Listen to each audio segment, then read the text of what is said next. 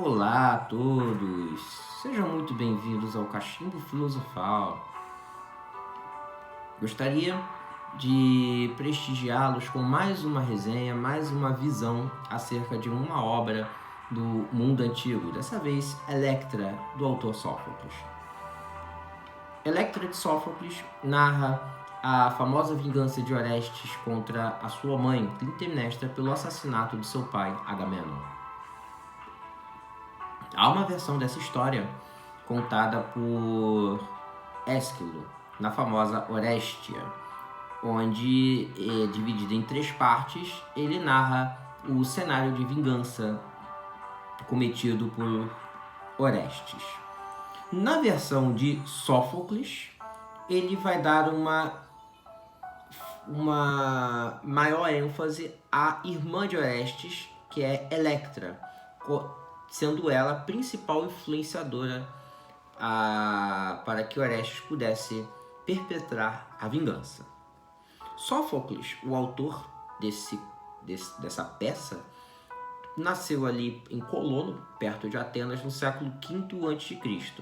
E essa peça foi apresentada pela primeira vez em Atenas entre 420 e 410 a.C. ok? E essa obra, ela nos conta a vingança de Orestes, ajudado pela sua irmã, Electra, a vingar o pai, Agamenon, que foi assassinado pela própria esposa e pelo amante da esposa, Egisto.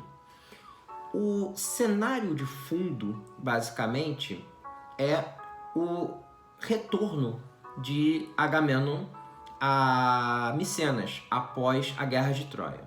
A Guerra de Troia durou 10 anos e, após o fim desta guerra, Agamenon volta para Micenas e este foi assassinado pela sua mulher quando ele se lavava, Clitemnestra. O assassinato foi também orquestrado pelo amante da rainha, Egisto, que cobiçava muito o trono de Micenas, tá? O motivo da morte do rei foi que, no caminho para Troia, cerca de 10 anos antes, os soldados de Agamenon ofenderam Ártemis, a deusa da caça. E Ártemis, ela começou a atrapalhar a ida dos navios gregos para Troia.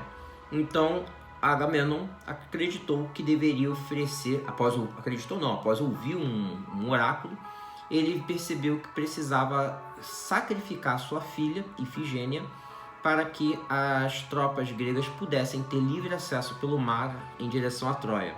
E foi isso que ele acabou fazendo, ofereceu a sua própria filha Ifigênia em sacrifício. Só que a Clitemnestra não perdoou o marido e jurou que ia assassiná-lo. Além disso, com a morte, né, o poder passaria para Egisto, que era ali um parente de Agamenon, uma vez que durante a viagem dele para Troia, o Orestes havia sido enviado para o exílio e dessa maneira o Egisto não teria mais nenhum impedimento para se tornar o rei de Micenas. Aí o que acontece? Quando Agamenon chegou e foi assassinado, né, houve ali o funeral e Egisto acabou se tornando o novo rei de Micenas, juntamente com Clitemnestra, que agora estava junto com seu amante. E a história começa com Orestes, já adulto, voltando para Micenas em busca de vingança.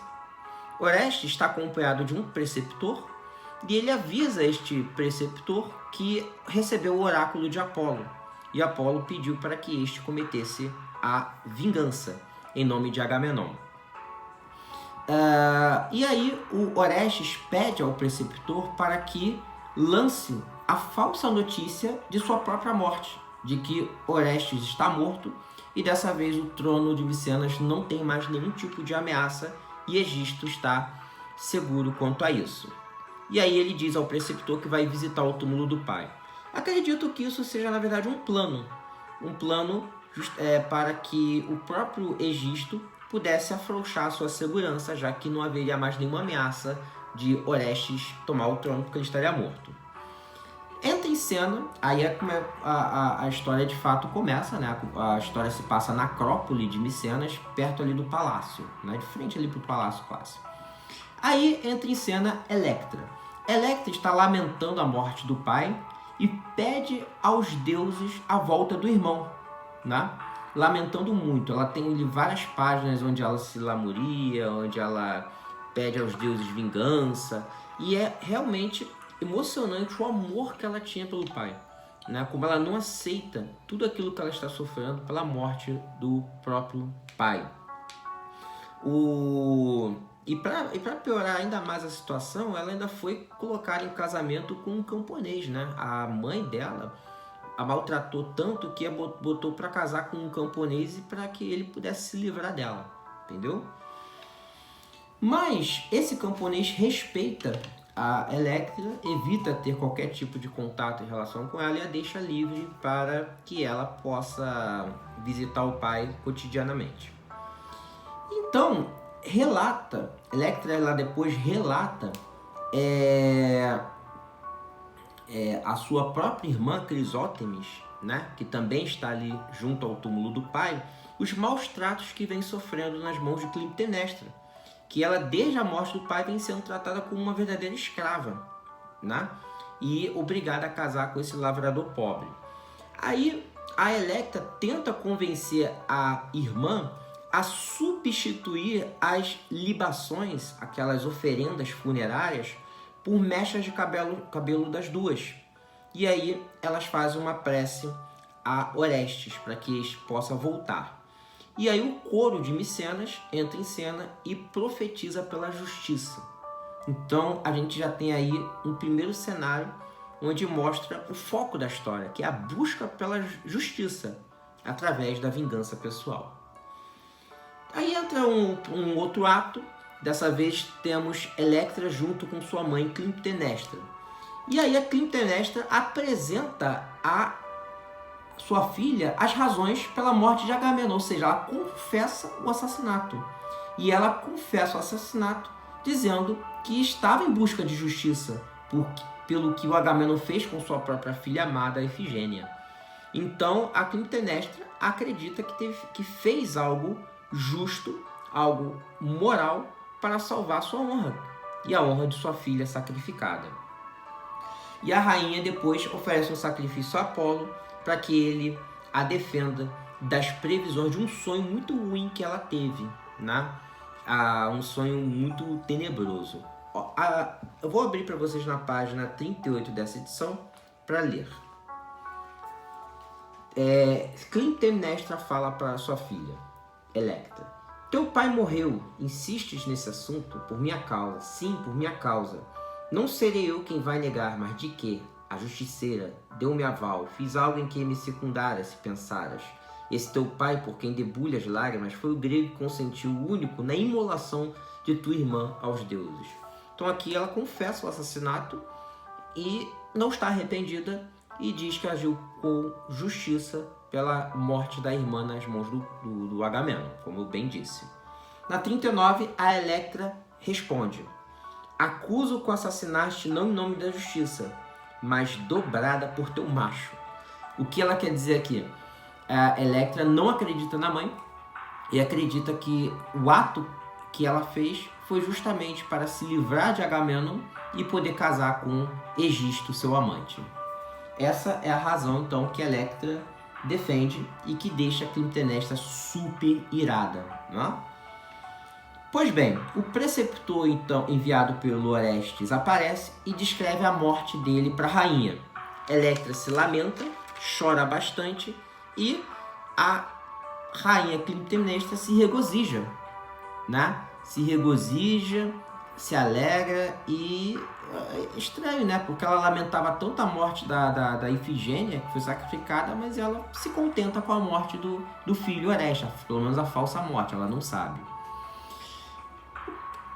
Passa o outro ato, Crisótemis volta, a irmã de Electra, e relata a Electra ter encontrado flores no túmulo do pai e uma mecha de cabelo, E aí, uma terceira mecha de cabelo. E aí a Electra acredita que aquela mecha só poderia pertencer a Orestes. Electra planeja então se vingar do pai, mas a Crisótome se recusa. Ela fala que não quer participar daquela vingança. E aí entra em cena o Orestes. O Orestes surge e diz que traz com ele a profecia de Apolo e o desejo também de vingança. No entanto, ele hesita bastante em fazer isso, até porque a irmã não o reconhece. Ele está bem diferente, já está grande, e a Electra quer uma prova, né, de que ele é realmente Orestes, e aí ele mostra uma cicatriz na perna que ele obteve quando era criança numa caçada. E a Electra reconhece, lembra dessa caçada e reconhece então o irmão, se abraça e eles então choram bastante.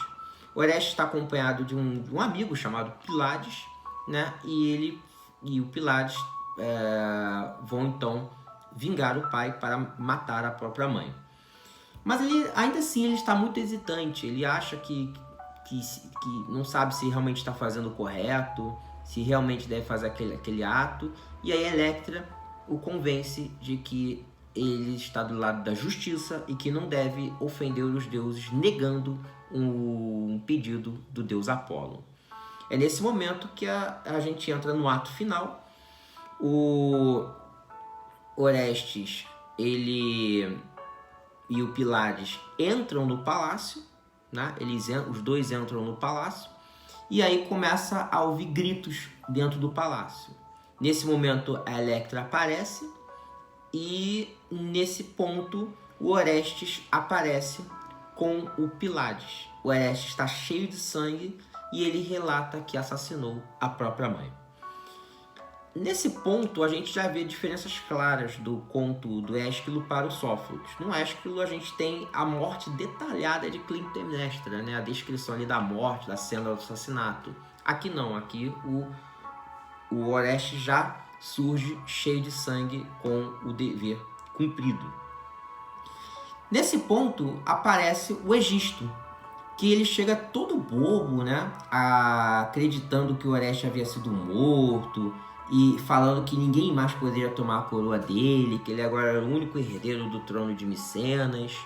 Só que aí o Orestes, ao entrar no palácio, o Egisto, ao entrar no palácio, descobre ali o corpo da esposa, da rainha Clitemnestra, coberto com um lençol.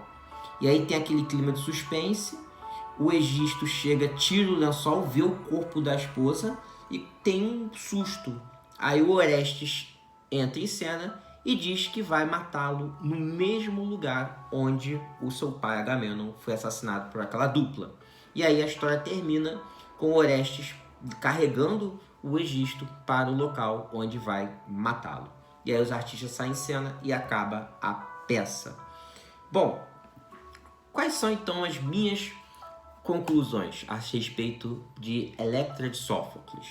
Primeiro, essa história ela bota um foco muito maior em Electra, tá?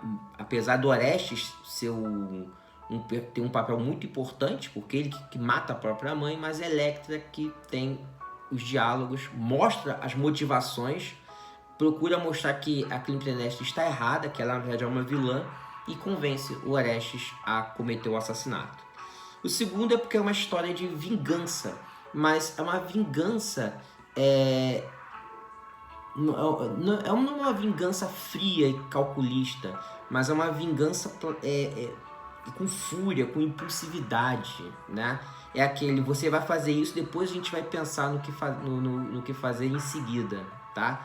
Então é algo motivado sobretudo pelo ódio, tá? E mais do que justiça, né? Eu acho que é muito mais do que justiça, porque eles querem ver a Clitemnestra e o Egisto mortos, né? E não julgados. O complexo de Electra, que é uma tese em psicologia descrita por Carl Jung, né? um psicólogo, um escritor suíço, surge dessa história, né? Ele descreveu o complexo de Electra, que é o caso de uma filha se apaixonar pelo próprio pai. E ele descreveu esse caso em psiquiatria, psicologia, por conta da influência dessa história. Porque a Electra amava tanto o pai, que parece, né? Embora o Sófocles não diz isso em lugar nenhum, né? Eu acho que isso é de fato muito apelar, desculpa, né? Apelar, né? Não acho que isso tenha acontecido, mas o Carl Jung descreveu essa teoria. Não sei nem se ele acreditava, mas ele botou esse nome, complexo de Electra, para dizer que os filhos que amam e as filhas que passam a se apaixonar pelo pai. Então, o ódio que a Electra tinha pela mãe pode ter sido porque ela amava o pai mais do que se fosse uma própria filha, né? Eu acho isso uma bobagem, não acho que a Electra amasse o pai mais do que o amor filial, né? Mas, de qualquer maneira, o complexo de Electra foi criado em psicologia a partir dessa história aqui, tá bom? Assim como Freud criou o complexo de Édipo, que é quando o filho se apaixona pela mãe, a partir de outra história de Sófocles, que foi o Édipo Rei. Lembra que Édipo Rei casou com a própria mãe, Jocasta? Então, essa história tem mais ênfase na ação, né? Ela, apesar dos diálogos, ela tem muita ação. É uma história que não fica parada, é uma história simples. Você lê isso aqui em um dia, né? Rapidinho. E a resolução heróica de Electra em buscar a vingança diante de tanto sofrimento. Ela tem uma participação muito importante, porque o Orestes, ele hesita e parece que não vai fazer aquele ato, mas ela é convencida pela irmã. Então aqui vai ter o papel desta mulher muito relevante para convencer o irmão a cometer aquele ato de vingança em nome da justiça. E outro ponto também interessante que eu percebi é o ódio fora de controle, né? É quando o ódio perde o controle, né? A peça ela acaba abruptamente, com o Egisto sendo levado para a morte. Mas o que vem depois, né? Quantas pessoas devem ser mortos pela vingança, pela justiça, né? Olha quantas vidas são derramadas por conta do ódio e da fúria incontroláveis. Então, acho que Sófocles quis nos mostrar isso, como o ódio não calculado pode perder completamente o controle. E também a falsa sensação de bem e do mal, porque aqui você não tem como colocar a Electra como uma heroína. Na verdade, ela é uma anti-heroína, né? Porque ela e Orestes estão planejando a morte da própria mãe. Pô, a mãe pode ser uma bruxa, mas assassinar a mãe, será que isso é correto? Até quando estamos patinando aí no limite do bem e do mal, né? E Clitemnestra, será que é realmente uma vilã? Ou ela matou o marido por um motivo justo, que era vingar a Ifigênia, sua filha? Ou será que ela é realmente uma vilã porque, como diz Electra, ela fez isso para casar com Egisto? Bom, acho que o Sófocles deixou essas respostas para o próprio leitor tentar interpretar. E é isso que faz de Electra um grande clássico da nossa literatura mundial, principalmente do Ocidente. Meus caros, fico por aqui. Espero que tenham gostado de mais um Cachimbo Filosofal. Beijos, boa noite. Tchau, tchau.